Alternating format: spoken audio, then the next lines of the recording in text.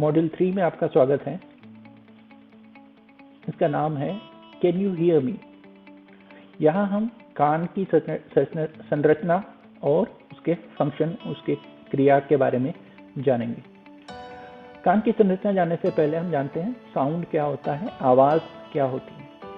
Sound एक wave है हवा के अंदर, जिस तरीके की एक लहर है हवा के अंदर, जिस तरीके की एक पानी या कोई सी चीज पानी में गिराई जाती है तो उससे लहरें पैदा होती हैं। वैसे ही यदि आसपास कोई सी भी चीज एक हवा से टकराती है तो उससे अलग तरीके की, उसी तरीके की वेव पैदा होती है और वह वेव सभी दिशाओं में बढ़ती है और उस वेव जब कानों तक पहुंचती है, वो हवा का जो प्रेशर कानों तक पहुंचता है, तब उसे साउंड कहा जाता है। इस तरीके से कम या ज़्यादा तरीके की वेव्स होती हैं। जल्दी भी हो सकती है वो वेव, वो धीमी भी वेव हो सकती है, पर वो साउंड कही जाती है। तो यदि वेव के बारे में देखें तो एक लहर की ऊंचाई और दूसरे लहर की ऊंचाई लगभग समान होती है। जब ये ऊंचाई धीरे धीरे कम होने लगती है, एम्पलीट्यूड इसका कम होने लगता है, तो वॉल्यूम जो आवाज़ है वो कम होने लगता है और जब फ्रीक्वेंसी कम होने लगती है तो उसकी पिच कम होने लगती है। तो यहाँ दो चीज़ें जानने के लिए आवश्यक है, एक एम्पलीट्यूड जो वॉल्यूम के लिए काम में आता है और वेवलेंथ जो कि पिच के लिए काम में आता है। यदि कम और ज़्यादा वेव की बात करें तो कम वेव मतलब वेव का थ्रो और क्रेस्ट हो या थ्रो हो। तो यदि हम यहाँ क्रेस्ट की बात करें तो क्रेस्ट जब होगा जब हवा एकदम डेंस होगी और थ्रू जब होगा जब हवा बहुत दूर होगी। इसमें वेवलेंथ, फ्रीक्वेंसी और पिच जो सारे गामा जो है उसे डिनोट करते हैं और एम्पलीट्यूड जो है ऊंचाई वो वॉल्यूम को डिनोट करते हैं। वेवलेंथ जो है हर्ट्ज में मापी जाती है और एम्पलीट्यूड जो है वो डेसिबल्स डीबी में मापा जाता है। तो यदि ब्रीफ में करें तो साउंड जो है वो एयर का एक वाइब्रेशन है जो हम हवा के माध्यम से हम सुन सकते हैं। इसका मतलब है यदि वैक्यूम में कोई आवाज़ होगी या कोई सा वाइब्रेशन होगा तो उसे हम नहीं सुन पाएंगे, क्योंकि उसका मीडियम ही एयर है, मीडियम ही हवा है। हवा के थ्रू ही हम सुन पाते हैं। यदि इसके एब्सोल्यूट थ्रेशोल्ड या थ्रेशोल्ड की बात करें तो हम 20 से लेकर के 20,000 हर्ट्ज की आवाज़ें, जो वेवलेंथ की बात कर रहा हूँ, वो सुन पाते हैं। और ये केवल ह्यूमंस के लिए है। एनिमल्स 20 हर्ट्ज से भी नीचे की आवाज़ें या 20,000 हर्ट्ज से भी ऊपर की आवाज़ें सुन पाते हैं। सभी जानवरों के सुनने की क्षमता अलग अलग होती है।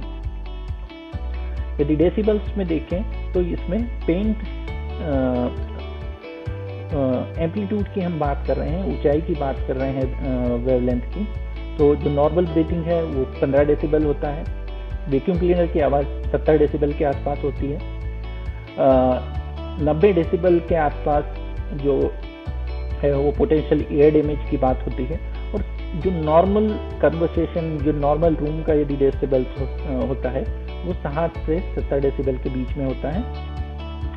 यदि आपके पास मोबाइल है, उसके अंदर बहुत सारी एप्लीकेशन जो डेसिबल और वेवलेंथ दोनों को नापने के लिए बनी है, उसका उपयोग कर सकते हैं, जिसका डेमोन्स्ट्रेशन हम देखेंगे हमारे डिस्कशन फोरम के अंदर। हेडफोन जो हाईएस्ट वॉल्यूम में टर्न ऑन है, जोर से सुना जाता है, उसका डेसिबल 135 तक हो सकता है, जो कान को डैमेज कर सकता है या कान में दर्द पैदा कर सकता है। अब देखते हैं कान की संरचना। सबसे बाहरी हिस्सा पिन्ना कहलाता है, जो हम बाहर देख सकते हैं। उसके अंदर जो कैनाल जाती है उसे ईयर कैनाल कहते हैं और ईयर कैनाल ख़त्म होता है ईयर ड्रम। अब जो ईयर ड्रम है उसे टेम्पैनिक मेम्ब्रेन भी कहा जाता है, जिसे कान का पर्दा बोला जाता है। कान के पर्दे या ईयर ड्रम के पीछे 3 सीरीज में लगी हुई बोन्स होती हैं।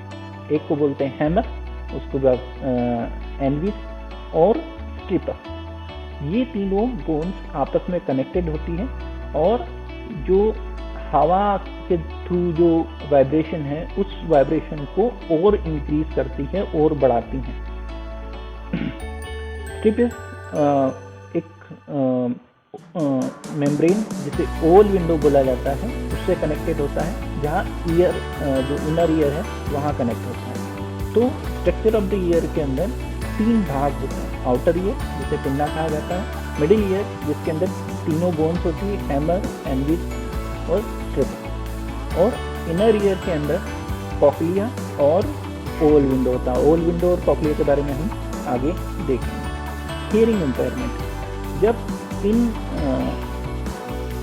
जो वेव्स जाती हैं या साउंड जाता है कान के अंदर और यदि वो किसी न किसी हड्डी के अच्छे से काम नहीं करने के कारण वो यदि वहाँ तक ओवल विंडो तक नहीं पहुँच पाता है तो उसे कंडक्शन हियरिंग इम्पेयरमेंट कहते हैं।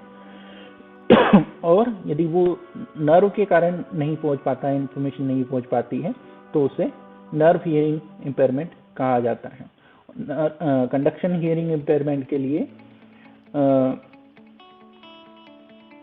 हियरिंग एड का यूज किया जाता है, जो इसके जो वाइब्रेशन है वो जो हड्डियों के वाइब्रेशन है उसे बढ़ाता है, उससे लोगों को सुनने में मदद मिलती है।